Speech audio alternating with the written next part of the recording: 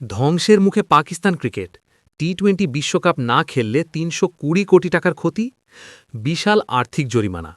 ভারতের বিপক্ষে ১৫ই ফেব্রুয়ারি কলম্বোতে নির্ধারিত ম্যাচটি বয়কট করলে ব্রডকাস্টাররা পিসিবির বিরুদ্ধে প্রায় $৩৮ মিলিয়ন বা ৩২০ কোটি টাকার মামলা করতে পারেন ১১৫। কারণ বিজ্ঞাপনের একটি বিশাল অংশ এই ম্যাচের উপর নির্ভর করে।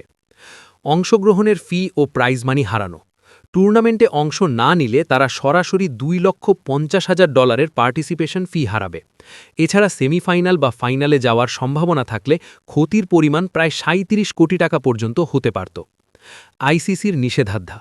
চুক্তি ভঙ্গ করলে পাকিস্তানের দ্বিপাক্ষিক সিরিজ বন্ধ হতে পারে এবং এশিয়া কাপ থেকে তারা বাদ পড়তে পারে। এমনকি পিএসএলে বিদেশি খেলোয়াড়দের অনাপত্তিপত্র বা এনওসি দেয়াও বন্ধ করে দিতে পারে আইসিসি। ঘটনার প্রেক্ষাপট। আইসিসি বাংলাদেশকে টুর্নামেন্ট থেকে সরিয়ে দেওয়ায় প্রতিবাদ হিসেবে পিসিবি চেয়ারম্যান মহসিন নকভি এই বয়কটের হুমকি দিয়েছিলেন। অথচ নিরাপত্তার খাতিরে পাকিস্তানের সব ম্যাচ এবং ভারতের বিপক্ষে ম্যাচটিও শ্রীলঙ্কার কলম্বোতে আয়োজন করার সিদ্ধান্ত আগেই নেওয়া হয়েছিল। সব মিলিয়ে বিশেষজ্ঞরা মনে করছেন এই সিদ্ধান্ত পাকিস্তানের ক্রিকেটের জন্য নিজের পায়ে কুড়ুল মারার মতো হবে।